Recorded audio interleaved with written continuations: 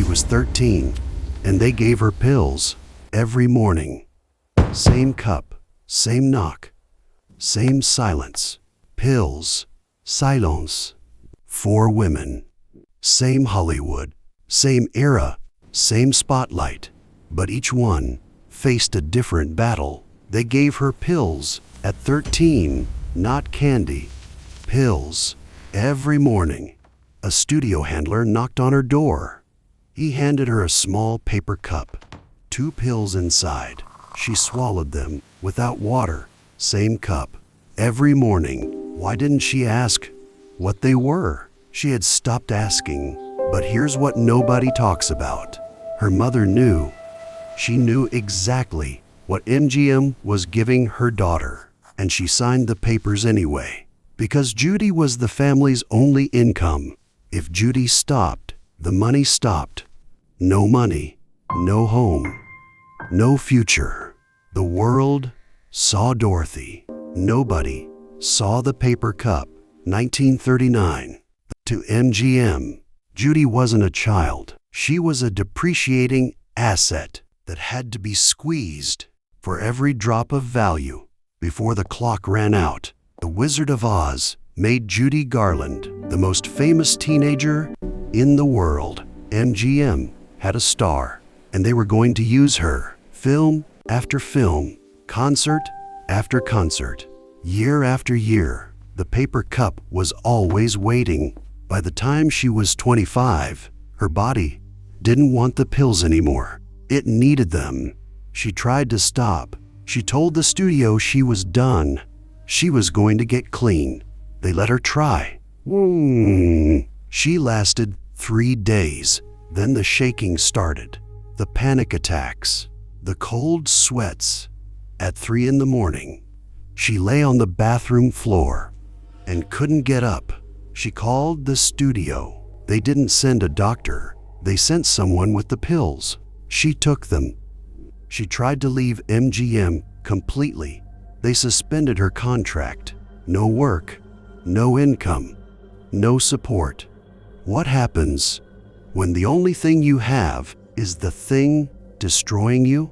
3 months passed. Then the phone rang. MGM, there was another film to make. She went back because outside the studio, she had nothing. No identity, no income, no sense of who she was without the stage. MGM knew that. They had made sure of it. The years that followed were a cycle. Perform, break down, recover, perform again. Each breakdown a little worse than the last. 3 marriages that fell apart. Money that disappeared as fast as it came. She tried everything. New doctors, new treatments, new starts. Each time she got back on stage, the audience went wild. They loved her. They always loved her. But the love only lasted as long as the performance. When the curtain came down, she was alone again. 1968.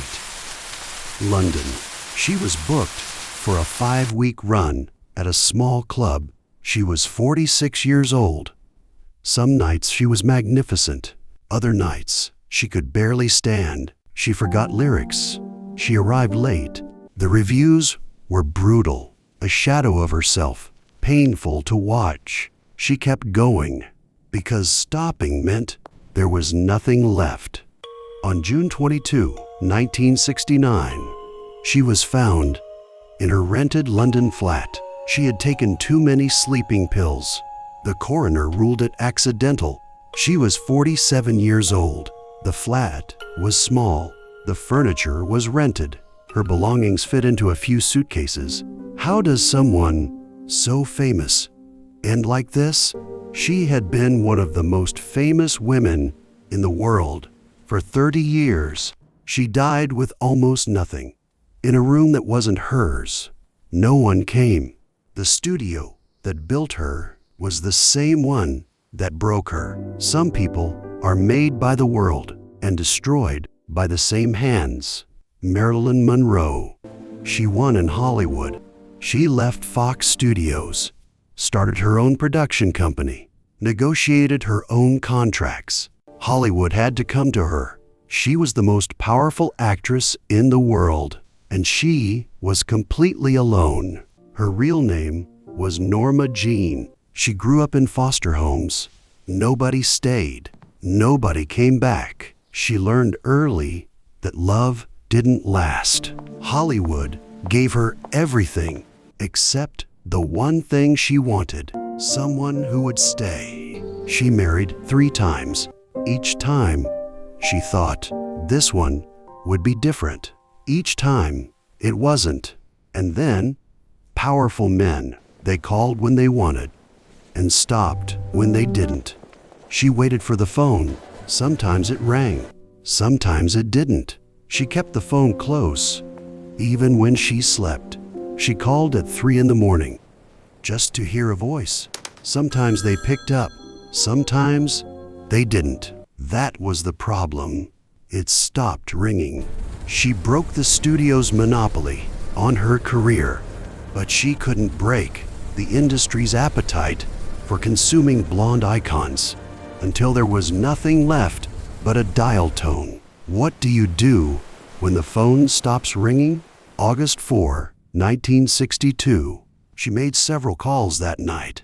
Nobody came. She was 36 years old. She won the fight, but she was still alone. Some battles you win, and some were never yours to win. Elizabeth Taylor. She fought power and made it pay. She was 10 years old when MGM signed her.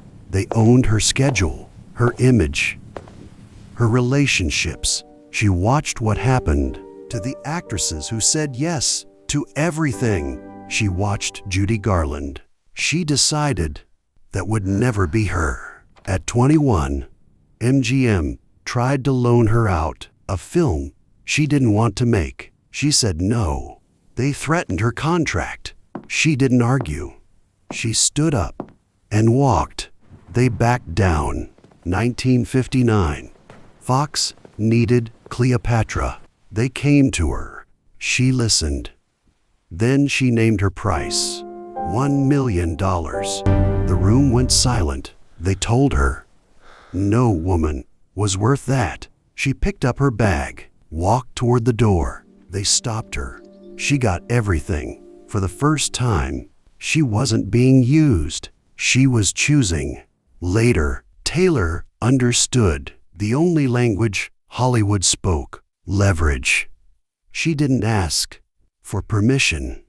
She dictated the terms of her own survival. When HIV/AIDS was devastating communities, Hollywood went silent.